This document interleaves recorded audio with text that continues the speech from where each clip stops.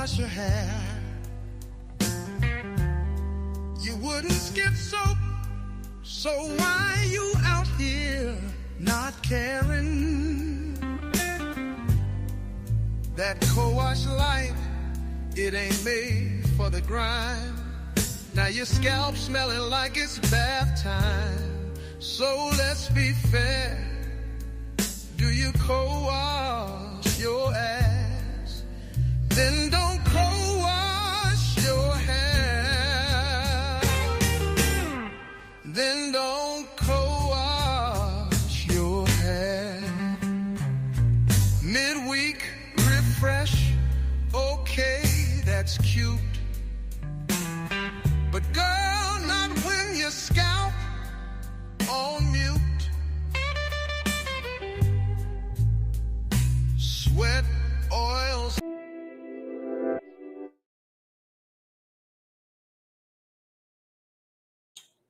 Give me a 2 in the chat if you can hear me.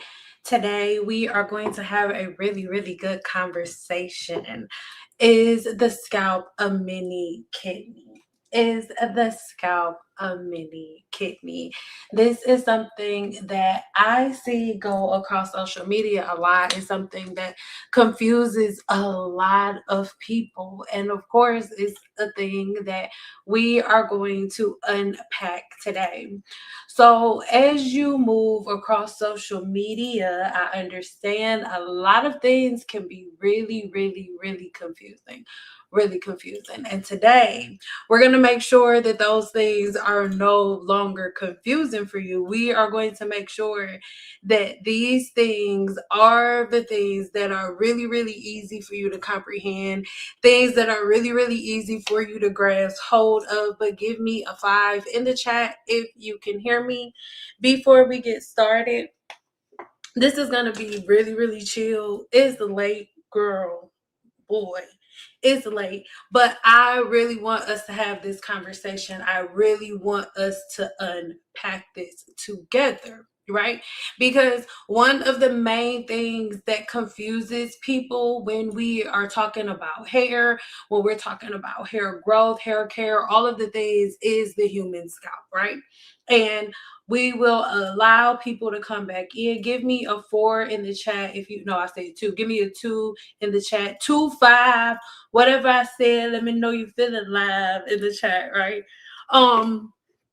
Hey, beautiful.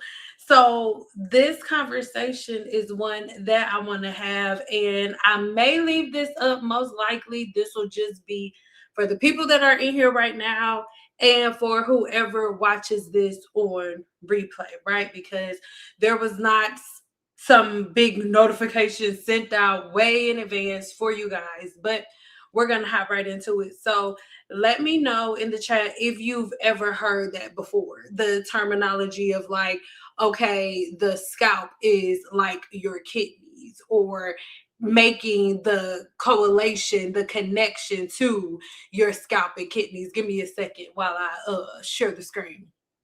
But let me know if you've ever made that correlation or if you've ever heard that before, because this is something that we are going to unpack today, because most people get really, really, really confused when you are having this conversation. You get really, really confused. But today, I want this to be the very last time you allow something to make you this confused. So let me know in the chat if whether or not you can see this, if whether or not this is clear enough for you on your screen. Before, I was going to do it the way that I normally do it, right? Where I have things going. I mean, my blog where we just read my blog post together, but we're not going to do that today. Today, I just want you to come in here with me, right? So I am going to take myself off of the screen just for a second, just so you can focus, right? And then we will jump back into this. Again, everybody take notes, screen record, because again, this is for the people who are here, and then most likely this will only be available for replay, right? So again, is the scalp a mini kidney? So this is something that we really need to unpack, because before you can build a new house, you must first build up a firm foundation.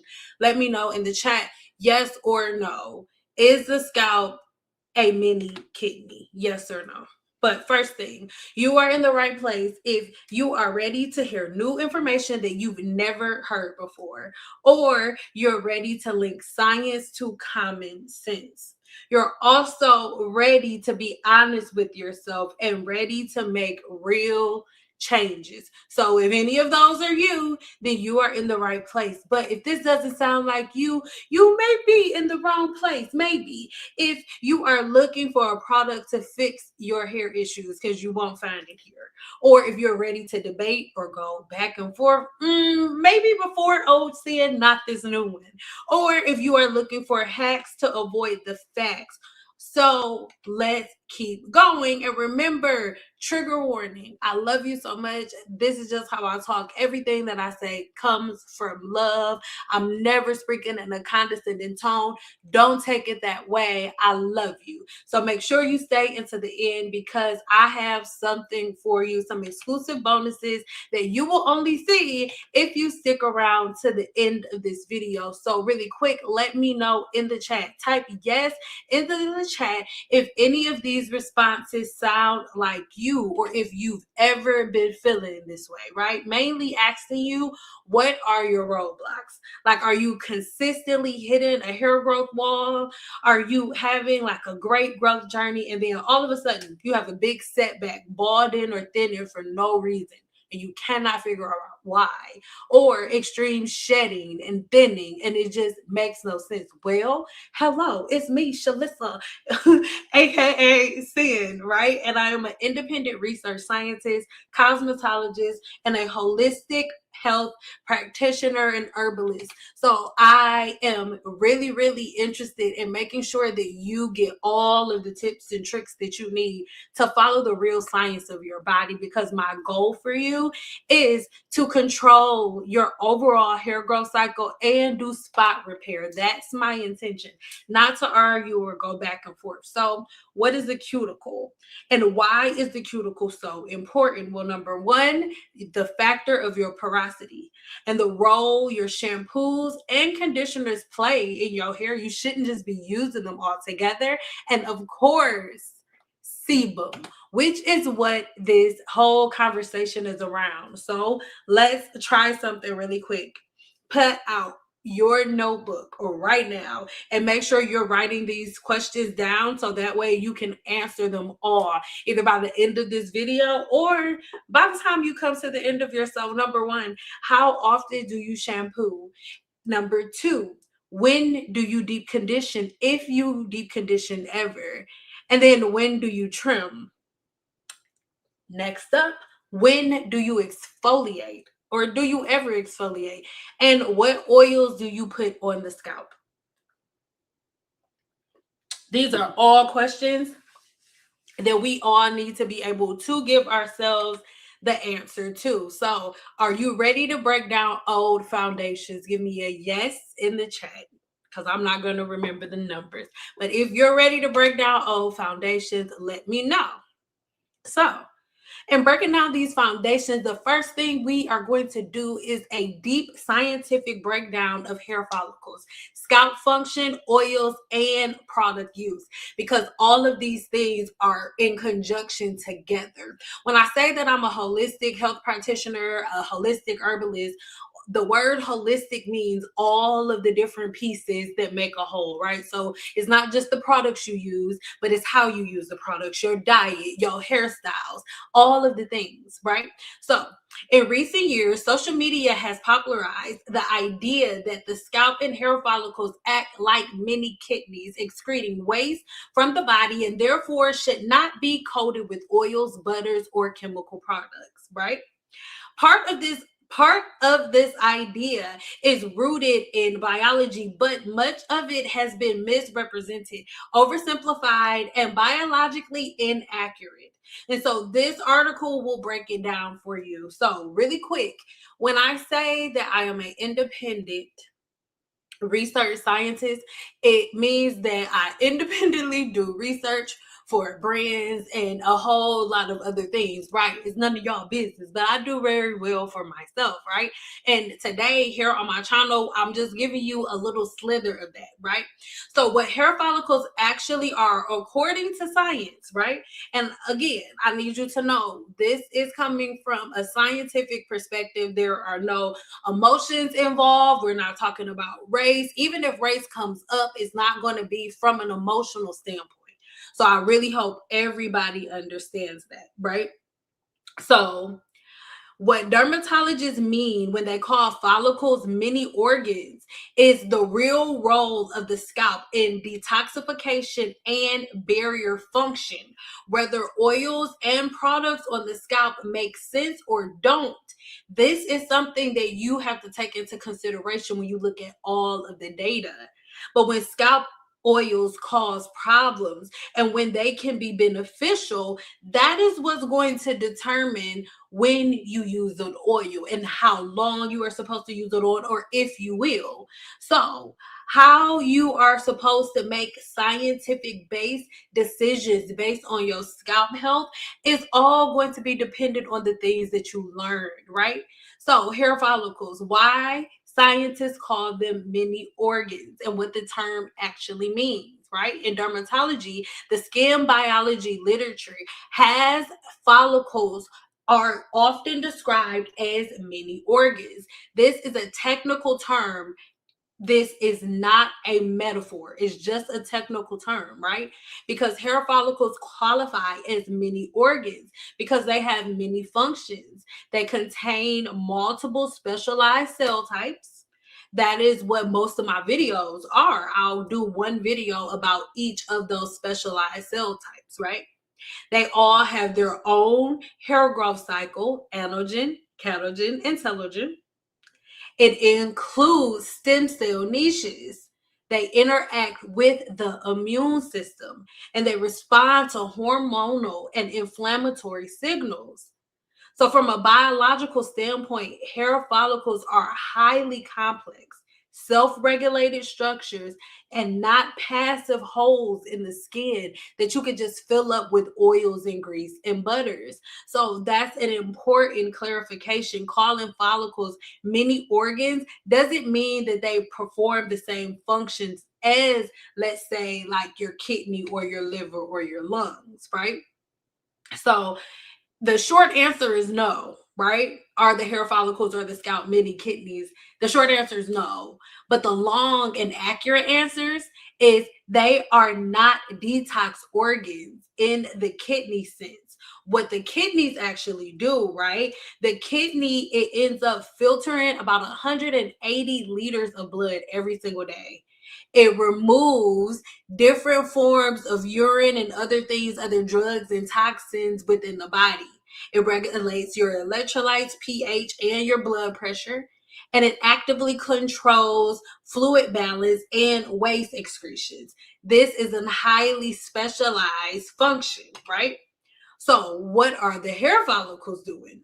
What does the skin actually do? The skin, including the scalp, this acts as it acts primarily as a barrier. Listen to me. Somebody put in the comments, because this is where don't get upset when I say this, but this is where we have to learn how to learn, right? Because at this point, this is when you begin to understand the true properties of your skin and what your skin is meant to do. So, as I'm saying the next thing, because I'm going to start over, as I'm reading to you the function of the skin and what it's meant to do, the next thing that I need you to do is answer this for yourself, not for me. How does putting a oil on the scalp help with any of these functions? Okay, let's get into it. What the skin and scalp do, the skin including the scalp. It acts as this is the primary barrier of your skin. So this is the reason that I'm saying it. Like I'm saying it is because I need you to understand when we say, yeah, we have all of these functions and stuff, is primary function is to protect your scalp. It is a barrier, right? That is what it is. It is a barrier. It prevents water loss. It blocks different types of chemicals, irritants, different pathogens, right? It participates in immune surveillance. What does that mean? What does that mean? Your hair follicle has something called immune privilege, which means that the immune system can't see it. So when other things are introduced to the scalp, because the scalp has functions that we're going over right now, it does these things without any of your help. All you have to do is keep it clean so it can do what it needs to do. But if you put oil inside of a follicle that's immune privileged, you put something that doesn't belong there, the immune system is going to detect it as a threat and then attack the hair follicle. But let's keep going. And as I'm saying these things, don't take offense to anything that I'm saying. I need you to make these connections, right? I need you to make these connections. It participates in immune surveillance, produces sweat and sebum. Sweat can contain water, electrolytes, very small amounts of PP. That word is another word for PP. It's another word for urine. So you got very small amounts of PP in your sweat.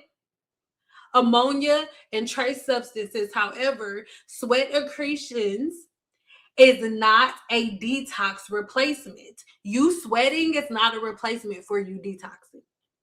Only minimal waste products leave via sweat. The kidneys and liver remain responsible for true detoxification within the body. So, in conclusion, the scalp does not function like kidneys, and calling it a mini kidney is kind of sort of biologically inaccurate. So, when you see different things that kind of overly simplify the scalp, it's not like that. So when you think that you could just put anything and everything on the scalp because your scalp is like your kidneys and it's automatically going to detoxify things, that's not true, right? That's not true. These are things that you really have to think about. So dermatologists describe the scalp primarily as a protective barrier, not as an organ that is going to excrete anything. It's not really promoted as the organ that is just always releasing. Does it do that? Yes. Does it get rid of toxins? Yes. But it is more so a barrier. Okay. The stratum corneum, which is the outermost layer of skin, is so important. Different lipids, sebum, which is produced by the sebaceous gland, a balanced microbiome. Bacteria and fungus are supposed to live on the scalp, but balance. This barrier keeps harmful substances out. It prevents excessive moisture loss. It maintains scalp homeostasis. So yes, the scalp is selective about what passes through it, but selective does not mean that it can't nothing at all can penetrate the scalp. Because yes, sometimes things can penetrate the scalp, but just because it can penetrate does not mean it can leave. Right? Just because there's a way for something to get in doesn't mean that there's a way for it to get out safely without first causing some type of inflammation. So can things actually penetrate the scalp? Yes. And this is where social media explanations often go wrong, because hair follicles, when we talk about it as it pertains to them being pathways where things can penetrate, yes, but scientific studies show that hair follicles act as reservoirs for topical different substances, right? So it allows deeper penetration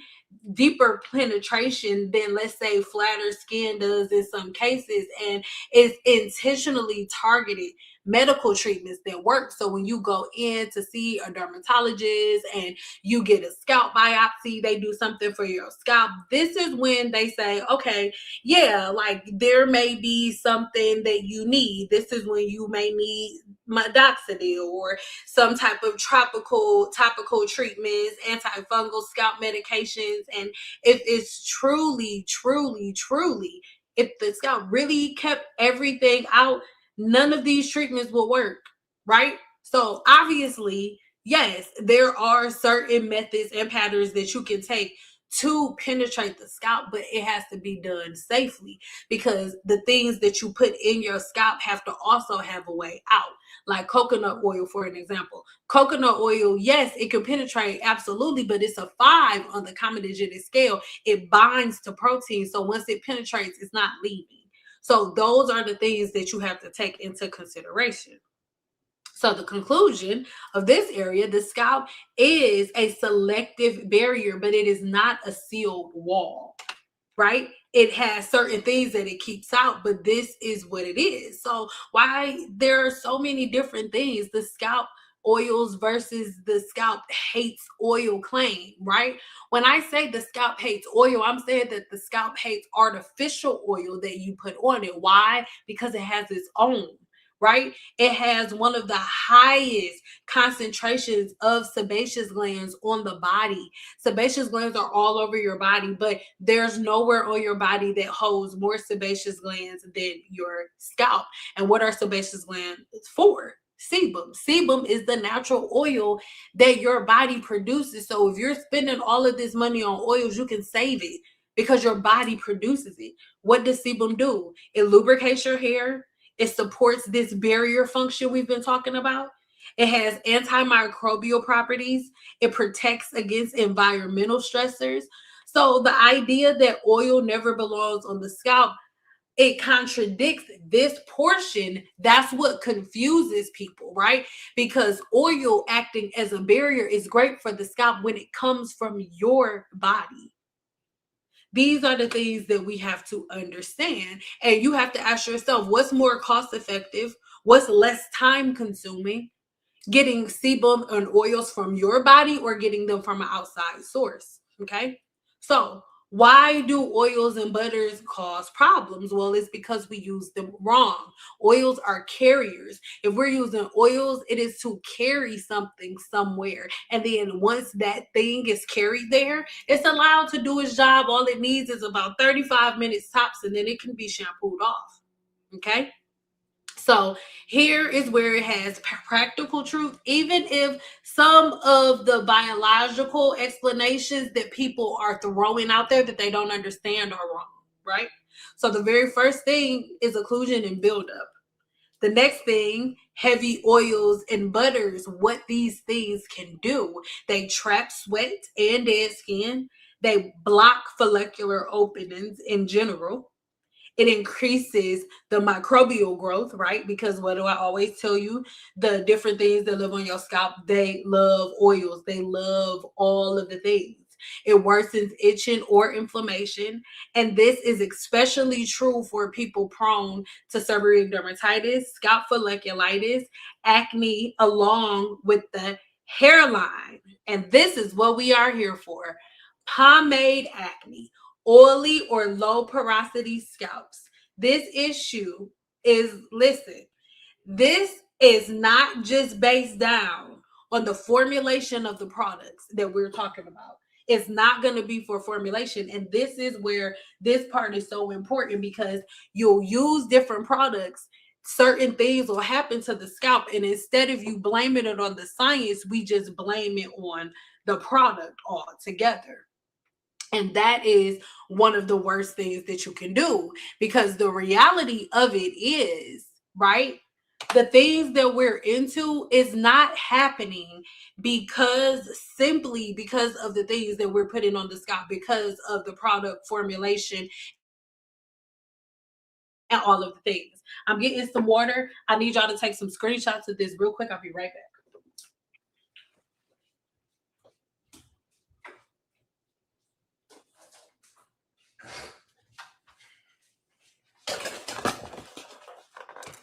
All right. So, pomade acne. How many of you have heard of that? Pomade acne. Now, this is something that I'm going to put myself on the screen really quick. This is something that I heard about in the past, right? And when I heard about this in the past, I was like, y'all making up stuff, right? This doesn't even sound right. But real quick, I want to give you a couple of photos, show you a couple of photos of what this looks like. Actually, no. I'm going to read this and then I'm going to show you what it looks like, because this is something that I think confuses a whole lot of people. All right. So there is a lot of literature in dermatology that you guys can go read for yourself. Okay. All I'm doing here on my channel is giving you the beginning portions of this information, and it's up to you to go look for the rest of the things that you may want. Right. So, excuse me. Goodness. Pomade acne is breakouts, blackheads, whiteheads, and red bumps on the forehead, temples, and hairline caused, listen to me, caused by oily hair products, clogging pores, often seen with heavy oil-based pomades, especially in individuals with textured hair who uses tight headwear like do-rags. To get rid of it, switch to water-based products. Apply oil. Now, this portion, this is what you find on Google. This is not my suggestion. If you go search what pomade acne is, this is what you will find. So this is not my suggestion. Let's be very clear. Okay. To get rid of it, their suggestion is to switch to water-based products, apply oils away from the hairline, wash pillowcases, use an exfoliating cleanser, and avoid picking to prevent dark spots and hyperpigmentation. How does it happen? Pore clogging. Oil-based styling products contain ingredients that block follicles. These are follicles that are on your skin, trapping oils and dead skin. Next up is products. The oily substances from your hair transfer onto your skin, especially when sweating and wearing head coverings, do-rags, or sleeping on pillows. Anytime I tell women not to put oil on their scalp, y'all say stuff like that. Oh, well, I don't put it on my scalp. I put it on my ends, my love. When you lay down with oil on your hair, right, there's oil on your pillowcase. So why do you think that the oil got on your pillowcase, but it just I'm not going on the scalp. No, it's on your scalp too, my love. How to get rid of it? You have to change the product, switch from oil-based pomades to water-based, glycerin-based formulas, or my suggestion is to switch the way you style your hair in general. Application technique. This is just all of their suggestions, right? This ain't my suggestions. I just want y'all to understand what pomade acne is. This is my description. That was the search online. Here is mine. It occurs when heavy oils or waxes migrate from the scalp. Follicles along the hairline and forehead clog. Inflammation and acne-like bumps developed. This explains why some people swear that oils destroy their skin while others tolerate them just fine. All right. So then you have allergic and irritant contact dermatitis. I have a video about all about contact dermatitis here on my channel, so make sure you go check that out. Another major factor often ignored in online discussions is contact dermatitis. Many scalp reactions are due to fragrance, essential oils, preservatives, botanical extractions, certain surfactants. Symptoms include burning, itching, flaking, redness, and tender scalp. And dermatologists frequently diagnose this via patch tests. You are not having detox issues. This is something completely different.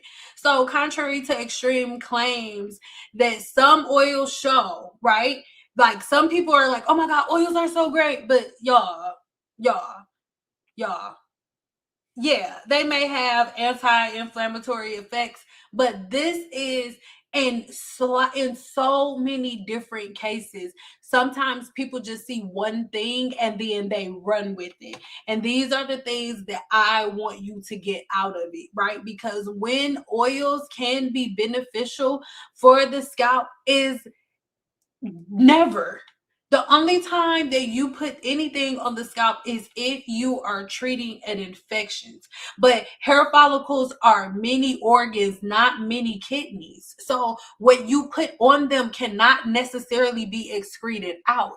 It's not like your kidneys where it just processes everything and detoxes things. No. Whatever you put on the scalp has to be manually removed. The scalp is a selective barrier, not a detox organ. Sweat and follicles do not replace kidney functions, and oils aren't inherently bad, but formulation and scalp biology matters. It matters so much. Oils are great when they're used the way that they're supposed to be used, but just because your favorite person is selling them does not mean you can ignore the biology of the scalp.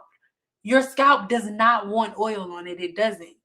Many scalp issues come from occlusion, buildup, or irritation, not trapped waste. It's not like your kidneys. Science supports individualized scalp care, not one size fits all rules. They outdo all of these viral things that everybody's constantly trying to get us into. Most of us believe that curly hair is weaker, right? I saw a video earlier and the person meant nothing by it, but you don't know what you don't know. People would really think that, oh, if you have curly hair, you can't comb your hair every day. That's not true. If you cannot comb your hair without breaking it, you are doing something wrong. If your hair looks like hers, 1000% your hair is going to break off when you comb it. And nobody that walks the face of this earth, regardless of the texture of their skin, is just randomly wetting their hair and going outside without having matted hair and tangled hair when it dries. We have 3 bonds holding our hair together. That is the hydrogen bond, the salt bond, and the disulfide. In general, hair is only broken down in 3 categories, and that is straight. Have a hard time understanding, right? So I'm going to open things up for questions, right? If you have any questions, and then I am going to hop back into our notes, but I do want to show you this, right? Hold on.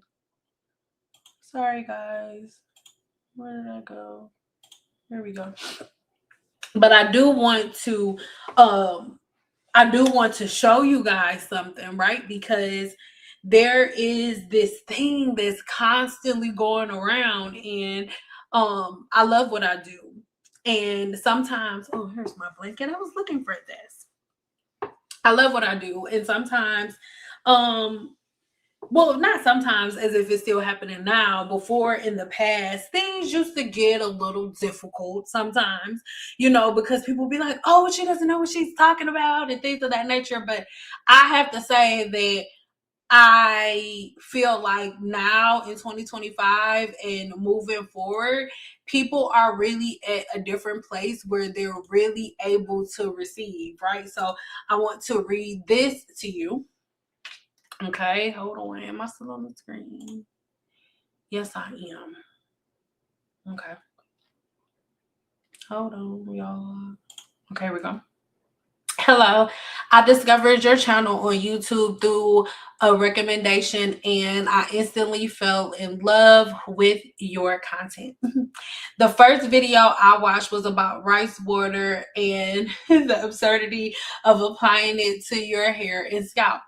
After that, I started binge watching your videos, and I cannot thank you enough for the impact that you've had, not only on my hair care journey, but also on my sanity. Oh, you're welcome.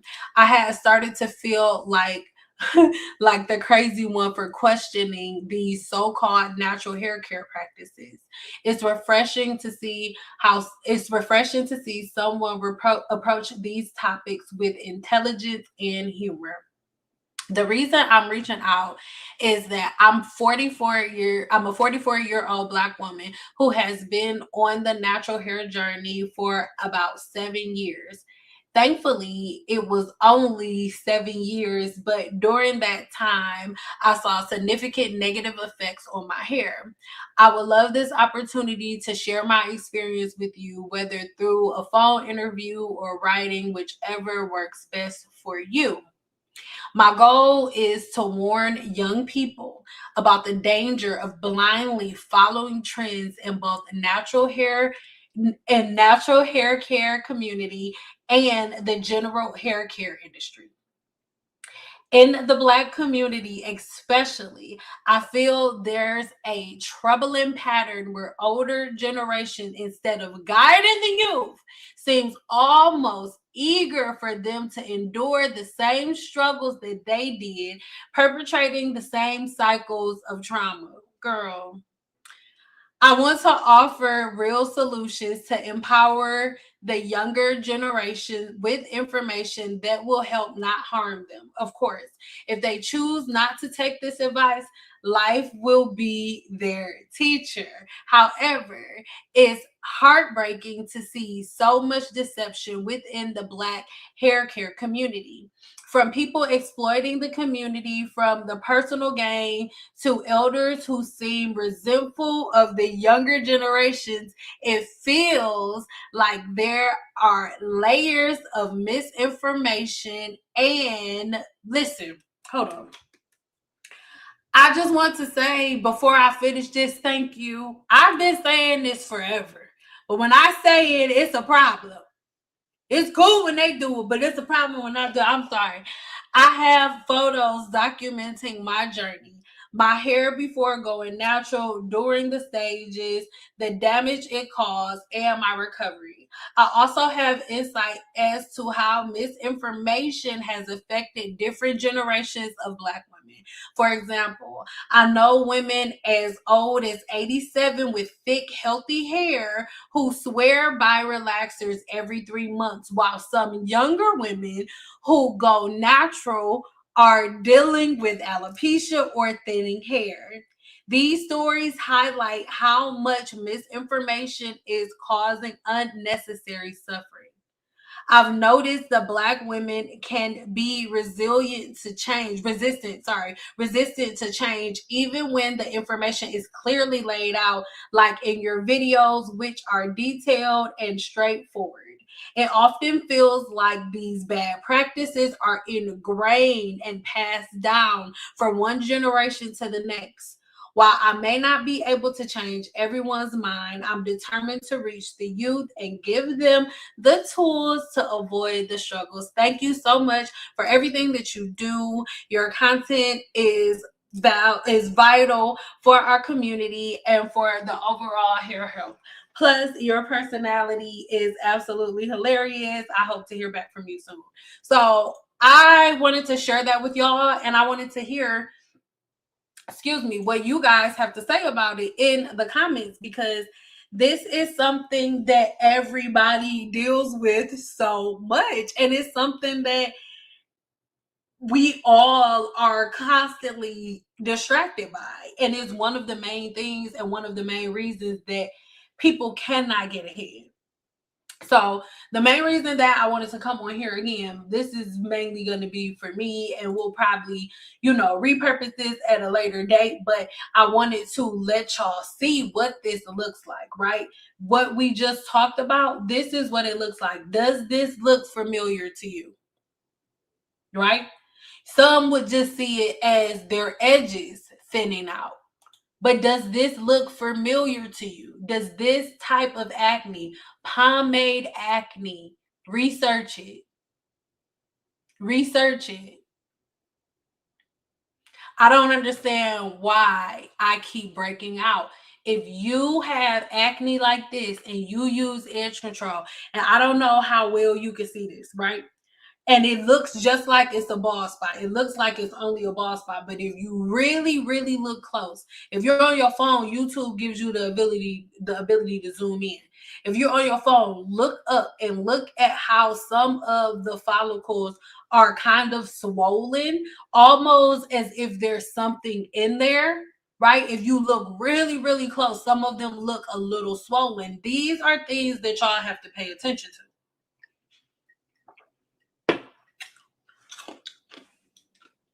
Most of the time, when you go get braids or something like that, and you have somebody use a whole lot of edge control for your braids, most likely this is exactly what your forehead looks like. Let me know in the chat. Is this something that you are used to seeing? Not necessarily on yourself, but maybe on other people. This is the type of acne that dermatologists are aware of that is connected to you adding edge control, a whole bunch of edge control and pomades, right? And most of us think like, okay, I put this on my edges, but it's not going to do anything. It's not going to go anywhere. I love you. That's not true. Like, there's no space between your hairline. There's no space between your hairline and your forehead. So remember, let me know in the chat if you remember jam. If you remember jam, you would put jam on, and then by the end of the day, the jam has melted and it's dripping down your forehead, right? So if you use jam before, you know that if you do not really pay attention to what you're doing, and if you this is water, oh my God. If you don't pay attention to what you're doing and you overextend the product in your hair, what's going to end up happening once it ends up drying, what's going to happen is you'll have oil flying all down your scalp. It'll be rolling down your forehead in real life. It's the same thing. It's the same thing. So those are the things that I really want you to think about. When we're talking about pomade acne, these are different. This is different forms of acne, different forms of outbreak that come from you using oils and butters and greases and drinking water and getting water on your shirt. But like, that's what it comes from. So these are the things that I want you to remember. These are the things that I want you to be really conscious of, because it's so easy for you to get completely sidetracked, right? And then when you are constantly running to what most people would call something for your hair, something for hair care, you end up causing way more harm than good, because you're just constantly running up behind a product, not understanding. Like, I think you guys think, and it's not an attack, I know for myself before I learned it, you think that whatever you put on your body automatically goes directly into your body. No. Sometimes it's just clogging the pore. Sometimes it's just sitting directly on top of your scalp, and that's it. So this is why it becomes really important for you to understand your hair, right? Because most people think, oh, your hair is curly, so it's automatically weaker. No, that's not what that means. It means that there's a different type of pattern that you need to follow, right? Just like you have all of these different types of hair extensions, you have sew-ins, you have K-tips, you have all of the things, but it's all about which service or which style of hair extensions is going to be best for you based on what your hair is going through, right? So these are the things that you need to pay attention to. We need to be cleansing, exfoliating, clarifying, and conditioning. Those are the things that we need to be focused on, because when we're talking about product buildup, different comedogenic oils, comedogenic literally just means something that can block the pores or the follicles, right? When we're talking about butters and oils and stuff, let me ask you a question, and this is not a rhetorical question. I need y'all to answer this for me in the chat. Thus far, in knowing everything that you know up until this point, does it make sense for you to add oil, greases, and butter to this layer of the skin, of the scalp?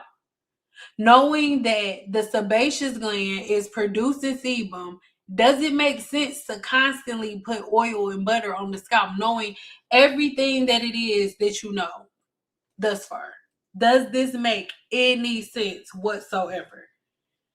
And does it serve a purpose greater than what would be going on if you just allowed the sebum to flow? And I understand, like, I don't know if you noticed, but I'm a Black woman too. And it is difficult sometimes. Like, you're like, I have to grease my scalp, I have to do this, I have to oil my scalp. Like, it's something that you do innately that you don't even understand why you're doing it. It's just like, I'm a Black woman, this is what Black women do, I have to do it. And most of you don't even know why you're doing it. These are the questions that you have to ask yourself, right? Because if it doesn't make sense, then why are you doing it? These are the things that I'm always asking you. Like, if you don't have a reason to do it, why are you doing it? Like when you say, oh, Sian, I put oil on my scalp, I put oil on my ends, but I don't put it on my scalp. If you put oil on your hair, you put oil on your scalp.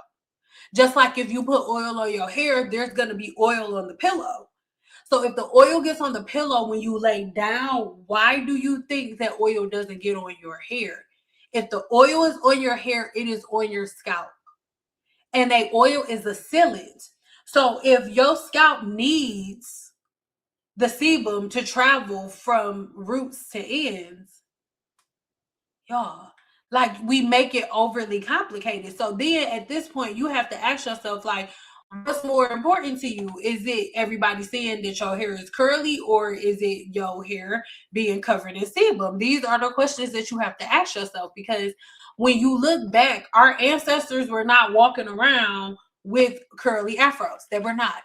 They had braids. Their hair was stretched. They understood that even though curls like this are gorgeous, even though curls like this are beautiful, this don't cut it for real. It don't, right? Products are not your cure. You need cleansing, protection, exfoliation, oil pulling, and bond reconstructing, right? Cleaning the scalp is number one. You have to remove dead skin cells, cleanse the cuticle, and balance the pH level of your scalp. So where is all of your breakage coming from? And let's be real, be honest. Is it coming from, and if any of these pop out at you, put them in the chat.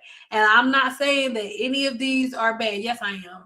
I am saying it's a couple at the bottom that's not that bad, but wet top knot buns, it's your fault if your hair broke off.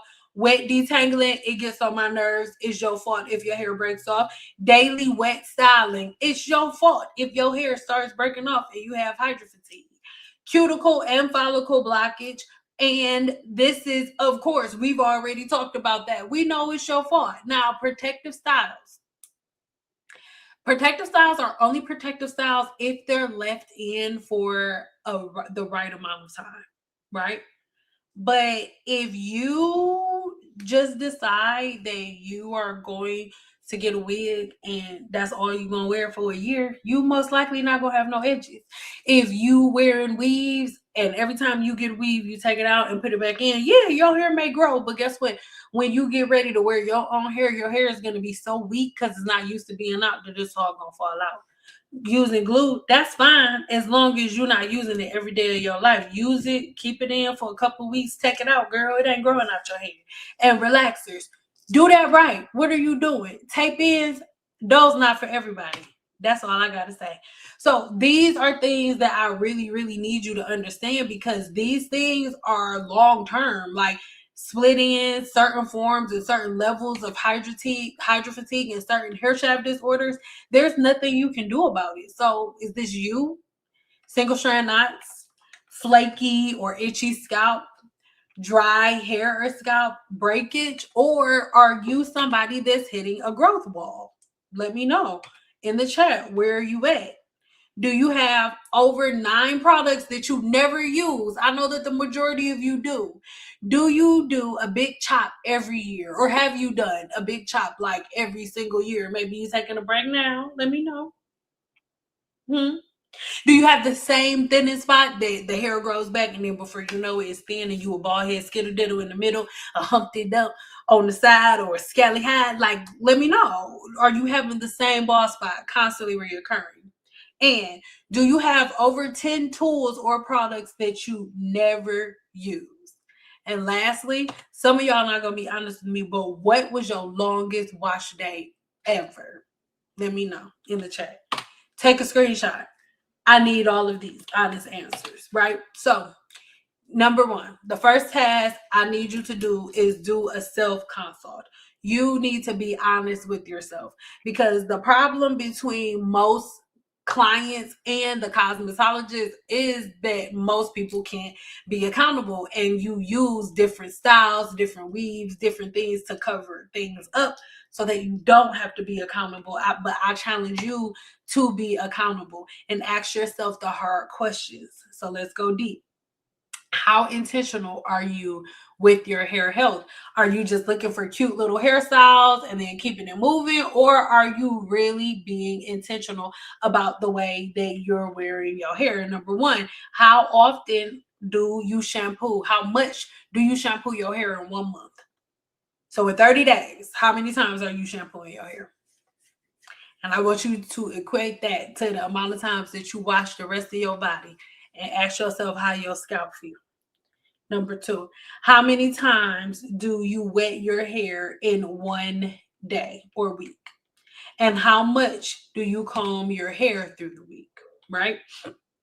So I'm only going to give you a couple of strategies, because anything past this, people in the 7-day challenge and Girl Cycle Blueprint will be going off of me. Number one, I need you to make a list of illnesses or disorders that you may have, right? Big or small. What does your body lack due to this illness or disorder? And what food contains the amino acids that your body is not producing? This is the question that I want you to ask yourself. Screenshot it. It's a type of on your oil. Screenshot it. I need you to ask yourself that. The second strategy. What is your diet like? What foods block the natural cycles of your body? And what changes can you make to unblock these things? Lastly, what food combinations trigger healthy blood flow? And then what food combinations slow down healthy blood flow, right? So that's all I'm giving is number one, go within. Number two, number three, gurus, you know what it is, right? So this is a 3-step process. First, you learn the science, not the most popular fad. Those are two completely different things, right? Next up is detox. Release all old habits physically, release them. That's products, wetting your hair every day for no reason, sleeping in conditioner, all of the things. And thirdly, your routine. You have to set your intentions and stay faithful to those intentions, right? So what did you think about today's conversation? Go ahead and rate it for me 1 through 10. 1 being, girl, I disagree. I don't know what you're talking about. I've never heard of Pomade Acne, you making it up, whatever. Or 10 being like, wow, I agree, this was really good. Let me know what you think. 1 through 10 in the chat really quick. Lastly, we need to be honest, right? We're here to learn. What do you need to change? What are the different things that you know are not really working in your favor because of you and the decisions that you make? Let me know, right? So I love you guys so much, right? Let's talk in the chat. Remember, you are supposed to be learning, detoxing, setting a plan, setting your routine, and then maintaining that routine. It is so important, and I really, really hope now there is a to very a big place difference where between we're an able oil to and a serum. understand all When of we are talking about really, really oils like soon. I walnut have oil, memberships hemp seed coming oil, back. So Jamaican black I won't castor go too oil, and deep things of into that it nature, today, these but are more you so will in the have carrier amazing oil bonuses bringing category, back right? this And tier then when system. we're talking We about have to take a break. serums, I have to be these honest. are It the was a same types little of too much oils, for right? In me, the but carrier now oil I have a scenario, little bit but they more have smaller room particles. to So spread the my same feelings. thing that I told That you is about sound right. conditioners, You right? know what I mean? But I love you guys. Here are, a couple of my first reviews from the 7-day challenge. We have so many more coming in a new video, but this was one of my first ones, and this is one of the beauties that for me, in my heart, I was like, okay, I know that this is right. I know if we follow this routine and we follow this pattern, that we will get the results that we need. And this is another beauty, same exact thing. So make sure you do me a favor and go ahead and rewind this back and take screenshots of everything. This is another one. So this is how her hair looked at the end, but this is how it was at the beginning. She had really good results. I'll read this. I want to share my testimony for following Sin for the last 2 years. The third photo was taken December 26, 2021. The first 2 photos are my hair today. Listen, if you're doubting Sin, then continue to do what works for you. But I'm here to tell you, ever since I stopped listening to Team Natural and started following the science, my hair has never been better. This is the healthiest my hair has been in years, literally years. Thank you, Sam, for teaching us how to care for our hair. I honestly can't believe how good my hair looks and feels. Stop listening to Team Natural looks, blah, blah, blah. Hair looks and feels. And then these are the pictures that are right under what she just said, right? So this is the woman that was talking. That's how her hair started, and that's where it is. And I know her hair is even longer now. All right, I love you guys so much, and I really hope that as we continue to go down these journeys and down these different paths, everybody finds it way easier to collect certain information like this. I hope you find it way easier to have these conversations. Now, there is a very big difference between or getting, out of whack, because it's really, really unnecessary. All right. And in another video, we will be talking more about these tier systems, right? But make sure that if you haven't done so already, you head over to my website, you subscribe to my website, so that way, whenever this is released, I'll make sure that you have first access. The members to my website, they always have first access. So make sure that you take advantage. I love you guys so much, and I'm going to look in the comments really quick, see if we have any, and if we don't have none, girl, we're about to go. You're welcome.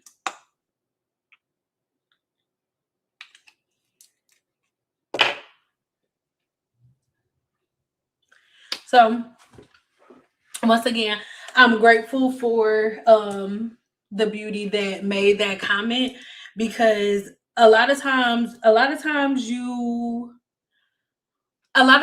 especially sometimes when you are saying something that's like not necessarily the most popular opinion, sometimes it'll make people like feel away, but it just makes me really excited to know that we are all getting different results.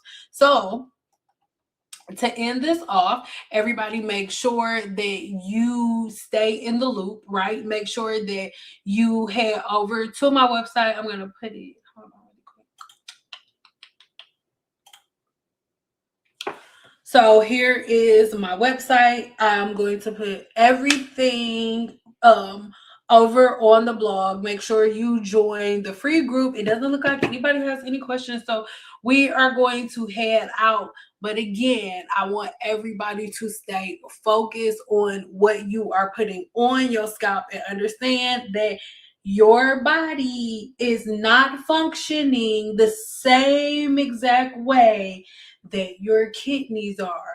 We get confused. We think that we can put things on our scalp, and whatever we put on our scalp is just automatically gonna fly out.